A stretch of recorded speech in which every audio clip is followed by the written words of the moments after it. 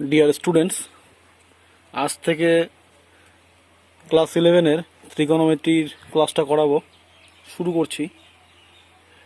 তো ক্লাস শুরু করার আগে কিছু ইম্পর্ট্যান্ট কিছু রুলস আছে ত্রিকোণমিতি বিষয়ে, সেই জিনিসগুলো লিখে নিচ্ছি। দেখো,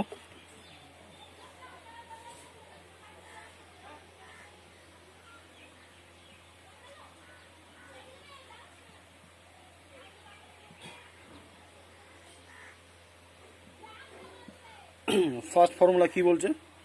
ফার্স্ট ফর্মুলা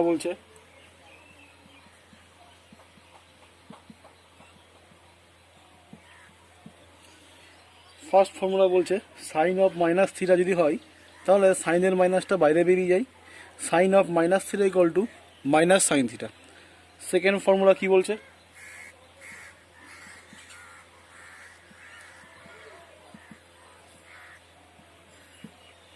সেকেন্ড ফর্মুলা বলছে cos of minus theta equal to cos theta. কজের মাইনাসটা কিন্তু কোনো সময় বাইরে বেরোয় না। এই দুটো খুব ইম্পর্টেন্ট, কাজে লাগবে। আচ্ছা, এই দুটো ফর্মুলা থেকে আমরা আরও অনেক কিছু জানতে পারি, আরও অনেক কিছু বলতে পারি। তাহলে বলো, ট্যান অফ মাইনাস থিটা কত হবে? ট্যান অফ মাইনাস থিটা মানে কি? ট্যান অফ মাইনাস থিটা মানে sine of minus theta by cos of minus theta.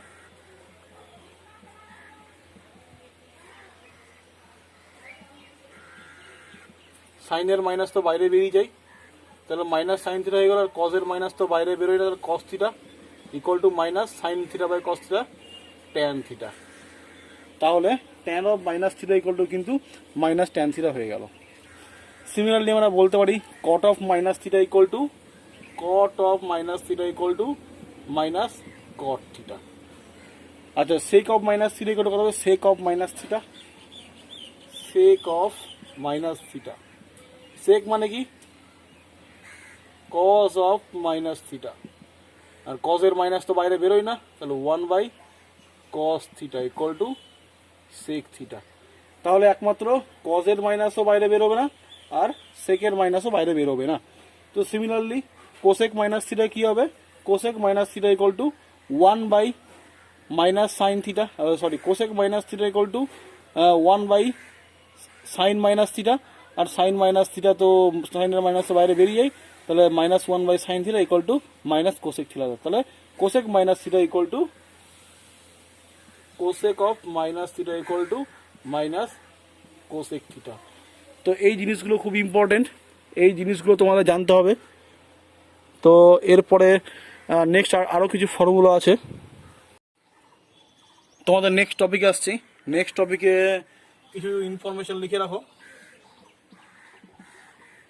1 number, -1 less than equal two sine theta less than equal to 1। মানে sign থিটার value always -1 থেকে +1 মধ্যে থাকে। এটা তোমরা এর আগের ক্লাসে শিখেছো, তারপর ভালো করে জেনে রাখো। 2 নম্বর নোট কি? -1 less than equal to cos theta less than equal to 1। মানে কস থিটার ভ্যালুও -1 থেকে +1 মধ্যে থাকে। ক্লিয়ার হয়েছে? আচ্ছা, এবার 1 নম্বর যা আছে এটাকে রেসিপ্রোকাল নিলে কি হবে দেখো তো। এটাকে রেসিপ্রোকাল নিলে কি হবে দেখো তো। -1 রেসিপ্রোকাল করলে কি হয়? ইনইকুয়ালিটি চেঞ্জ হয়ে যায়, তাহলে লেস দেন ইকুয়াল টু হয়ে যাবে greater than equal to 1 by sine theta.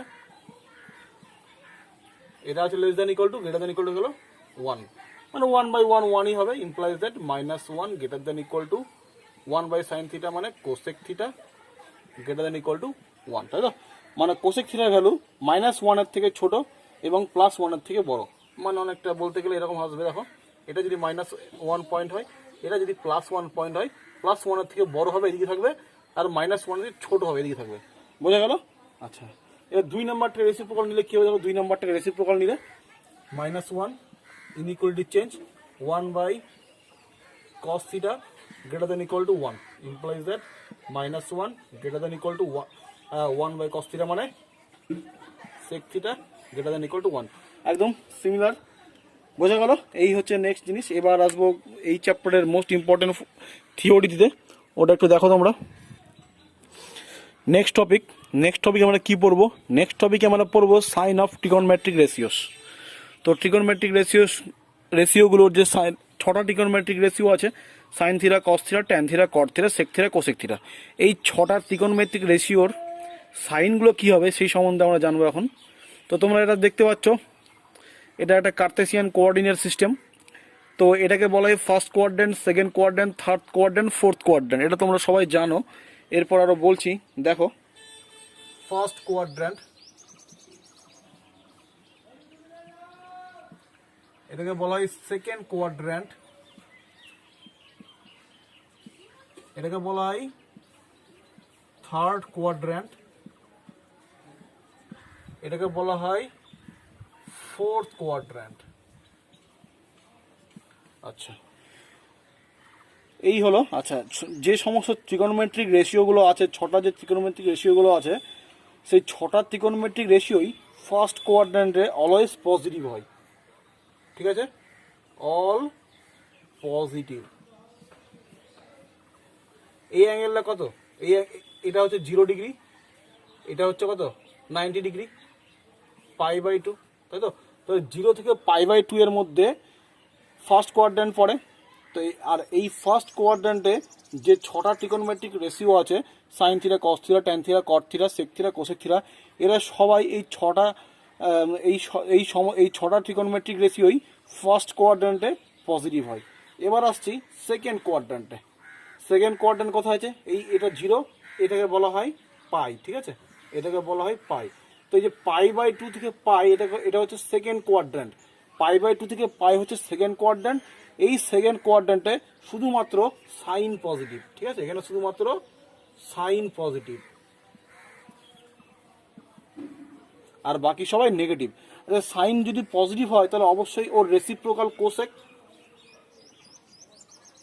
Cosec থিটাটাও পজিটিভ হবে। ঠিক আছে, কোসেক থিটাটাও পজিটিভ। তাহলে ফার্স্ট কোয়াড্রেন্টে কি পেলাম? ফার্স্ট কোয়াড্রেন্টে সবাই পজিটিভ।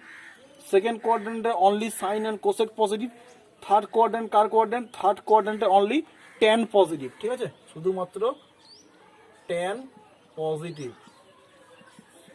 আর ট্যান যদি পজিটিভ হয় তাহলে ট্যানের রেসিপ্রোকাল কট, এটাও পজিটিভই কিন্তু হবে।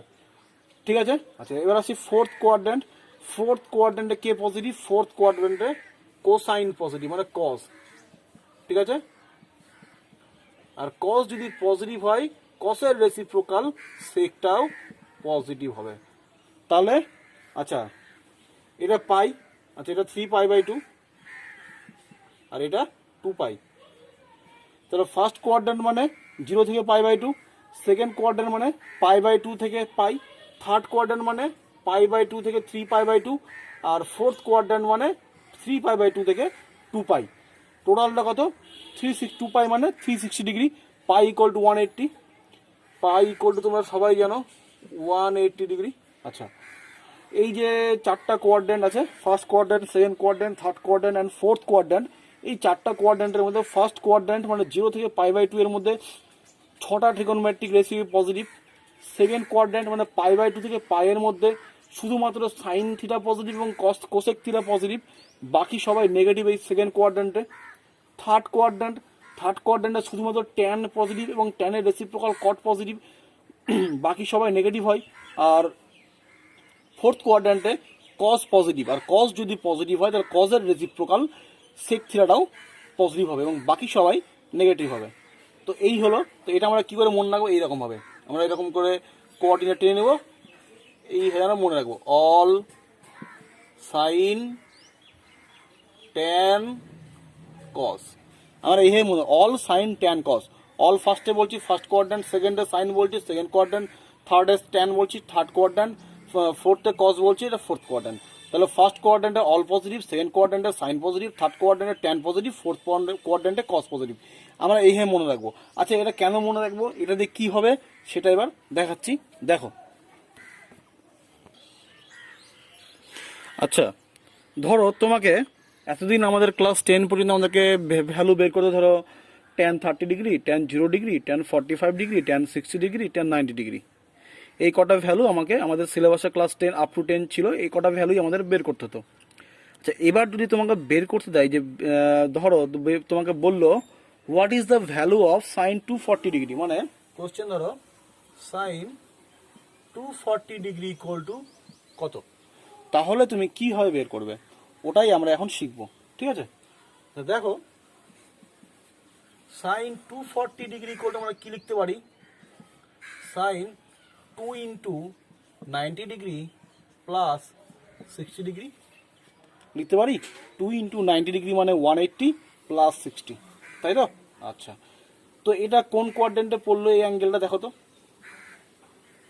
এইটুকুনটা π/2, এইটুকুনটা পাই। আচ্ছা, এটা মানে কি 1 ইন্টু 90 ডিগ্রি, তারপর তার সাথে আরও 90 ডিগ্রি অ্যাড হচ্ছে, তার সাথে আরও 90 ডিগ্রি অ্যাড হচ্ছে, মানে এটা আমরা বলতে পারি 1 ইন্টু π/2 বা 90 ডিগ্রি। এটা আমরা বলতে পারি আপ টু এতদূর আমরা বলতে পারি 2 ইন্টু 90 ডিগ্রি মানে এই 90 ডিগ্রি প্লাস এই 90 ডিগ্রি, আর প্লাস মানে মাল্টিপ্লাই হিসেবে আমরা বলতে পারি।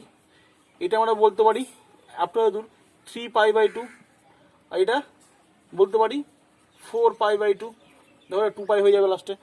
তো এটা হলো 2 ইন্টু 90 ডিগ্রি প্লাস 60 ডিগ্রি, মানে এটা 1 into 90 degree, 2 into 90 degree plus 60 degree, মানে এরকম জায়গাতে পড়ছে, মানে থার্ড কোয়াড্রেন্টে পড়ছে। থার্ড কোয়াড্রেন্ট কার ঘর? থার্ড কোয়াড্রেন্ট হলো ট্যানের ঘর। এখানে আছে কি সাইন, তাহলে সামনে একটা নেগেটিভ হয়ে যাবে, ঠিক আছে? আর এটা যেহেতু ইভেন নাম্বার, তাহলে সাইনটা সাইনই থাকবে, আর এখানে যেটা আছে সেটা এখানে বসে যাবে, সাইন 60 ডিগ্রি। সাইন 6 মাইনাস হচ্ছে মাইনাস, সাইন 60 ডিগ্রি ভ্যালু √3/2, এটাই হলো সাইন 240 ডিগ্রির ভ্যালু। আচ্ছা, এটা আমি অড নাম্বার ইভেন নাম্বার বললাম, তাহলে অড হলে কি হতো সেটা নিয়ে এবার আমি জেনারেল যে ফর্মুলাটা সেটা আমি শিখাবো, ঠিক আছে? আচ্ছা, ধরো এখানে লিখলাম suppose we have to find the value of sin beta and given that beta equal to n into 90 degree plus alpha, তাই তো? তাহলে আমরা কিভাবে ভ্যালুটা বের করবো, তাই তো? তো দেখো, সাইন বিটা, বিটার ভ্যালুটা লেখো কত, n into 90 degree plus alpha. আচ্ছা, এইবার যেখানে n আছে এই nটা ইভেনও হতে পারে, অডও হতে পারে, তাই তো? আচ্ছা, ইভেন যদি হয় তাহলে কি হবে? ইভেন যদি হয় তাহলে নো চেঞ্জ।